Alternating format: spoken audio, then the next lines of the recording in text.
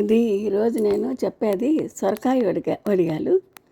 సొరకాయని అనబే కూడా అంటారు కొంతమంది.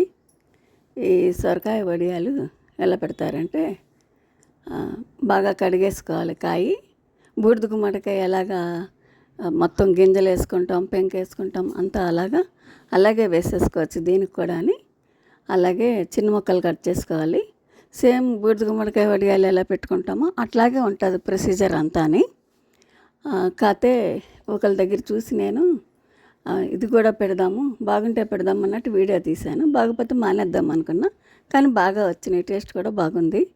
ఇది సొరకాయని బాగా కడిగి చిన్న ముక్కల కింద కట్ చేసుకోవాలన్నమాట. మనం కూరకి ఎట్లా కట్ చేస్తామో అట్లా కట్ చేసుకోవాలి. ఈ సొరకాయతో అసలు చాలా రకాలుగా వండుతారు. మామూలుగా ఇప్పుడు వడియాలు పెడుతున్నాం, కానీ అంతకుముందు పులుసు, కూరలు, దప్పలాలు అన్నిట్లో కూడా సొరకాయని వాడతారు. సొరకాయతో స్వీట్ కూడా చేస్తారు.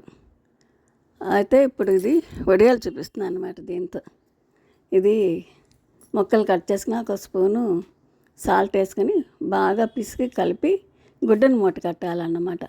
నా దగ్గర అట్లాగా బ్యాగ్ లాగా ఉంది అది.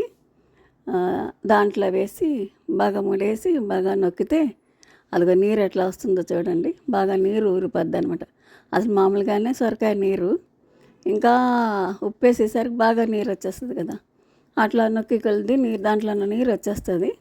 ఒక నైటు దాని మీద ఏదైనా ఎత్తు మూత పెడితే అది చిల్లులు గిన్నెలు వేసి పెట్టాను. వేస్తే అది నీరు వాడుతుంది. నైటు ఒక గ్లాసు మినపప్పు ఒక కాయకి ఒక గ్లాసుకి వెళ్తగానే పట్టింది, 200 గ్రాములు పట్టింది. మినపప్పు నానబెట్టుకుని కొంచెం గట్టిగా రుబ్బుకోవాలి. మెత్తగా ఉండాలి, కానీ గట్టిగా నీరు ఎక్కువ పోయకుండా రుబ్బుకుంటే అట్లాగా. పొద్దుటే నీరు వాడాక దాంట్లో ఎంత పడుతుందో కలుపుకుంటా చూసుకోవాలి. నాకు ఒక పావు పోసా, కానీ పావుకు తక్కువ పట్టింది, 200 గ్రాములు పట్టింది. దీంట్లో ఒక చిన్న అల్లం ముక్క, 4 పచ్చిమిర్చి కూడా విడిగా మిక్సీ పట్టుకున్నాను. ఈ ముక్కల్లో అది పచ్చిమిర్చి, అల్లం పేస్టు అదిగో దాంట్లో వేసాను, పెద్ద గుంట గరిటెడు. ఈ పిండి అది మొత్తం కలిపేసుకున్నాను. ఆ పిండిలో ముక్కల్లో పిండి వేసి కలుపుకొని చక్కగా గుడ్డ మీద వడియాలు పెట్టుకున్నాను అనమాట. అట్లాగా బాగా 2 రోజులు ఎండినాయి. అదే షీట్ అయితే ఒక రోజుకి ఎండిపోను. నాకు అట్లాగా గుడ్డ మీద పెడతంతో 2 డేస్ పట్టిందనమాట ఎండటానికి. ఎండగా తీసి మళ్ళీ ఇట్లాగా ప్లేట్లో పెట్టి ఆరబెట్టుకుని అది 2 డేస్ అయ్యాక బాగా ఎండిని.